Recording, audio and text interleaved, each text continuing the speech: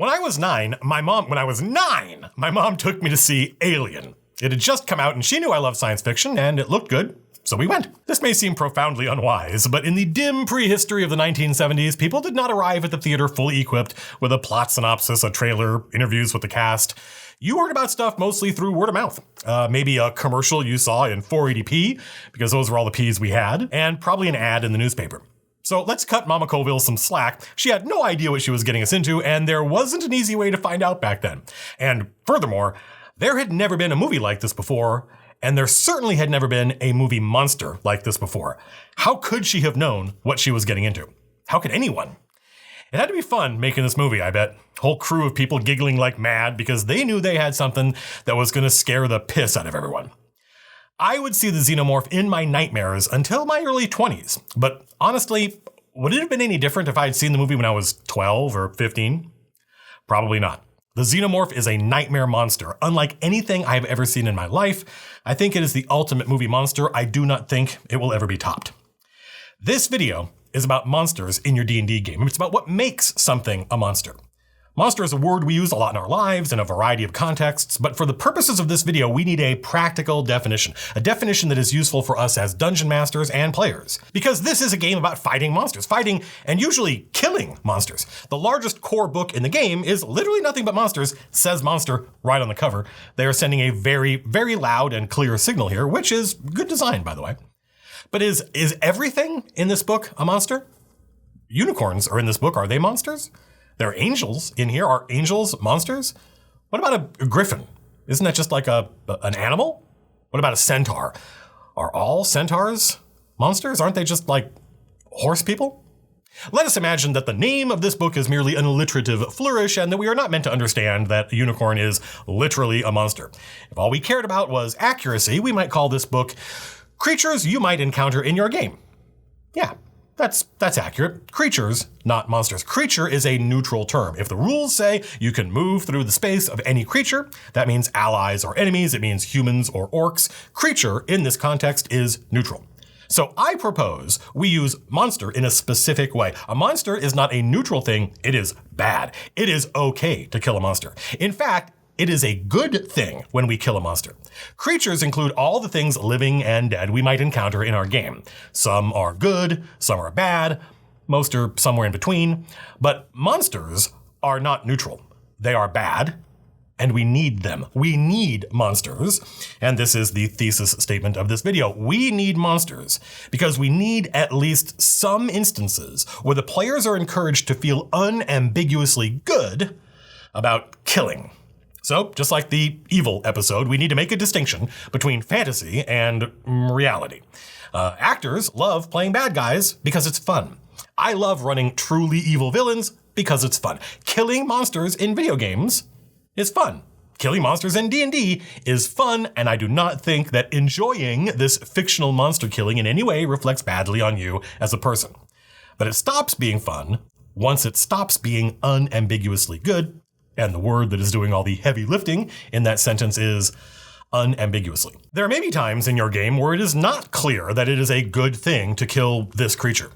Maybe it feels necessary. Maybe the heroes felt they had no choice. Maybe it was the lesser of two bad options. All these things happen in my games. And that can be the point. Those kinds of encounters help make the world feel more real. In fact, I think you could break combat encounters down into those that have a degree of moral complexity, where it's not perfectly obvious that killing something is a moral good, and those with no moral complexity. We actually do like killing you. It is fun. In fact, we wish there was more you assholes. How many of each type of encounter you use is down to taste. Certainly, you could spend all night fighting undead and not get bored. But I think the opposite is not true. If all your encounters have a degree of moral complexity to them, you will burn your players out. I make sure that, at least sometimes, maybe most of the time, the players can relax and enjoy the game because they know that killing these lizard folk was a good thing. Killing Ground Commander Vortikov was a good thing. Killing the Black Iron Pact was a real good thing. The lizard folk encounter from my 4E game Tusk is a good example. Are these creatures monsters? Well, not always, not necessarily. They're not humans, but they have language and culture, they care for their young. I can definitely imagine a scenario in which it would not be unambiguously good to just kill these guys with no regard for context. In other words, all lizard folk aren't monsters. But the ones who came in the night to murder the villagers the PCs were trying to get safely through the forest were definitely monsters. They could not be negotiated with, they could not be reasoned with. Soga Barhart knew that, didn't even bother trying.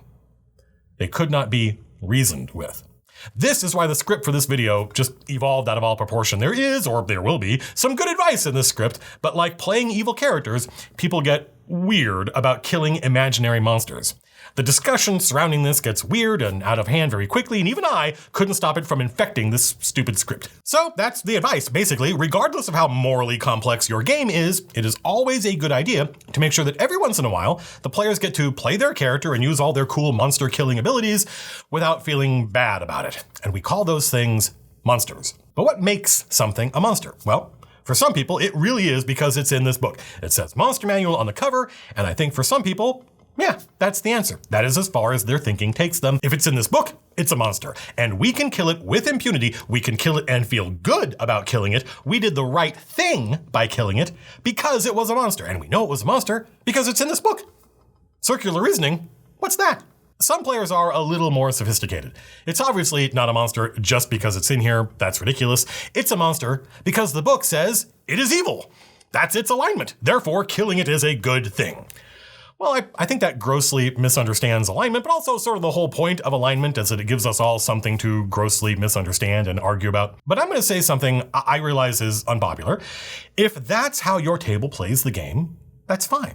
If everyone's on board with the book says it's evil, therefore it's okay to kill it. If no one in your group feels excluded or alienated by that attitude and everybody's having fun, keep doing it. Good job. But some people are alienated by this approach, and not all of those people feel comfortable talking about it. They believe, and they are usually right, that if they speak up about this, the rest of the table will tease them or bully them or otherwise act in such a way as to get them to conform by any means necessary. I think Plato wrote about this. The problem is many of us enjoy pretending the secondary world is a real place, and we are playing a game about killing monsters. But real worlds do not have monstrous species. Real places have like animals who act mostly on instinct and whom we usually regret killing if we can avoid it, and people. And in the real world, there may be individual monsters, but there's no such thing as an entire population of real people you can feel good about killing. If you are thinking about correcting me on that last sentence, I very strongly urge you not to. How do I say that in, don't at me.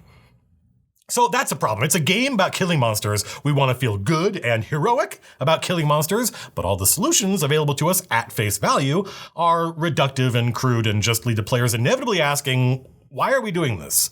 Why is it okay to do this? So we need a solution, and I have one. It has to do with factions and zombies, and in fact, I think the solution is relatively straightforward and undramatic. The solution is a lot less dramatic than the problem. This is an orc. According to the rules, it is chaotic evil. But this is an orc. This is not every orc. We know that without anyone ever telling us that. We know that because we know there are orcs who have above average strength and orcs with below average strength, even though the book says orc strength 16. We know that there are some orcs who are better at fighting than others because even though the book says orc 14 hit points, orcs can have anywhere from 8 to 22 hit points according to the rules. This is an orc, therefore it's not all orcs. And we knew this as teenagers in the 1980s. We were not very sophisticated thinkers, but we all knew the one in the monster manual was very unlikely to be identical to the one we were fighting. And at least at the tables I played at, everyone understood that orcs and humans hate each other because they're competing for the same resources, and the humans usually started it. The persistent subtext, at least in the games I played across many DMs, was that elves and orcs do not like humans because humans are expansionist colonial xenophobes, and unlike the elves, we just don't live long enough for any one generation to really see the consequences of their actions. Humans, in fantasy, in other words, are a hegemonizing swarm. From the orcs' point of view, we are the bad guys. So we need monsters because we need some enemies that it's always okay to kill without worrying about the ethics of it. And we can't count on the book. The book is mostly creatures you might encounter, not always monsters you feel good about killing. And we can't trust alignment because according to the book, this entire species is evil. That's fine if you're just running dungeon crawls, but it sort of starts to fall apart once you actually think about it, once you start to imagine the orcs complexly. So what's the solution? Factions. My players do not fight generic hobgoblins, they fight the Bloodskull tribe, and these guys are bad. Not all hobgoblins are murderous psychopaths, but these are. It is an unambiguous good to kill these guys. Even then, aren't I mostly talking about the warriors of the Bloodskull tribe? The children and the ones who stay home and raise them, I would expect killing those hobbos to represent a moral quandary. Yes, these cooks and midwives and children would very much like to suck out our eyeballs, but they're unarmed and defenseless. This is the kind of scenario I would expect to result in some debate. Healthy debate. That is one of the things that can happen in D&D that makes it seem real. And also, I have some factions that seem foul but are fair, like the White Tusk Orcs. They're just another species on this planet trying to get by in a harsh world filled with traitorous, rapacious humans. Maybe orcs traditionally believe might makes right, which is another way of saying they are of evil alignment, but they have their own goals and allies, and they can absolutely be negotiated with. Even that is a little reductive. Each faction is a single ancestry. A more complex world would present factions as, like, political alliances, each one made up of lots of different ancestries. Now, I do make exceptions. As a dungeon master and a game designer, I am perfectly fine with sufficiently alien creatures being utterly malevolent. Mind flayers. Yeah, awesome. Super evil. Always evil. No such thing as a mind flayer that is your friend. Slot Eye. Intelligent, absolutely evil. You bet. I am much less okay with this attitude when we're talking about intelligent creatures humans have been sharing their world with for thousands of years. There, I expect some degree of subtlety and realism. You could run an entire campaign where the only enemies you ever fight are just undead and devils and demons, creatures that are explicitly supernaturally malevolent. That might seem weird, but I could easily run a campaign where the world is overrun by demons and devils and undead, and those are the only enemies available to me. I do not think that game would ever get boring. I much prefer using factions over species. Anytime I'm going to deploy some orcs or goblins or hobgoblins or elves or dwarves, the first thing I think about is what faction do they belong to? What nation, what tribe, what clan? That's one of the things I like about faction over species or alignment. I can fill my local area with a bunch of different factions and let the players loose. They can work with anyone they want. But if they work with these elves, then these dwarves don't like the players anymore, because the dwarves and the elves share a long-standing hereditary enmity. The local area can and should have lots of factions and no right answers. Working with the orcs pisses off the humans. Working with the humans pisses off everybody, probably. Humans are the worst. That is cool. In a game like that, the players really feel like this is a real place filled with complex factions and no easy answers, and our actions and choices have consequences. The world reacts to us. That is super cool. That is a great way to build a local area. Forget about monsters and alignment. You create at least 3 local factions, different ancestries, and you imagine them complexly. All of them have work for the heroes. All of them have unique quests and rewards, but picking one of them pisses off one of the others. That is a fun, dynamic, complex world, and your players will feel like there are no right answers and their choices matter. And you can take the same campaign and run it for a different group, and they will make entirely different choices. But at the end of the day, your game needs some faction where the players know we can kill these guys with impunity and no one is going to get angry with us. And there's one faction you can always count on. Never any moral problem killing them because they are already dead. My first Gen Con was in 1997, same Gen Con as the L5R Day of Thunder I talked about in this video. And it was an extraordinary experience for me because it was my first Gen Con, but also because I was attending as a pro. I was a full-time employee at Last Unicorn Games, and so I got to see my first show from backstage, so to speak. Probably the best part of Gen Con after hours was meeting tons of other writers and designers, and I was at some booth after the show closed one day. I don't remember which one. It might have been the Eden Studios booth, and this fellow nerd struck up a conversation with me. He was cool and sort of welcoming. He had no idea who I was because I wasn't anybody, and I didn't know who he was because I had never met or even seen anyone else in the business before. We talked for about 20 minutes and he said, "Hey, let's exchange business cards like grown-up business people," and I gave him my card. And he gave me his. His business card said, "Shane Lacey Hensley, everybody loves zombies."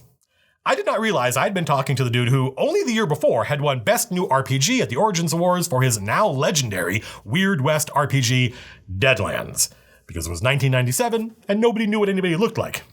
So that was cool. Cool memory. Award-winning industry vet takes some time to chat with a random idiot. But the reason I bring all this up is because that phrase on Shane's card is not just hey, I made Deadlands, a Wild West RPG with magic and zombies in, and everybody loves zombies. That phrase is game design advice. For you, for me, for all of us designers and dungeon masters. Forget species, forget alignment, focus on a small handful of factions of different ancestries, give the players good reasons to work with any of them, but working for any one of them pisses off another one. With one exception, there should always be at least one faction in your world the players know killing these things doesn't bother anyone. Killing these things is good. It's up to you what faction that is. In Tusk, it's the Bloodskull tribe of hobgoblins. In your game, that's up to you. But if you're looking for inspiration, everybody loves zombies. Thanks for watching, everybody. This episode is brought to you by Arcadia. Issue 8 is available now on our Patreon. It has 3 very cool articles, but the one you need, the one I'm going to be using in my game, is the Monster Organs as Spell Components article. It is brilliant. You can pick up issue 8 on our store, or you could come by our Patreon. $5 or $10 a month gets you access to not only issue 8, but all of the back issues. And there's a bunch of other cool stuff in this magazine, you'll see. Next video is going to be short, I think. In fact, maximally short. I think it's going to be a short, and we are going to make a mutant. Until then, peace out.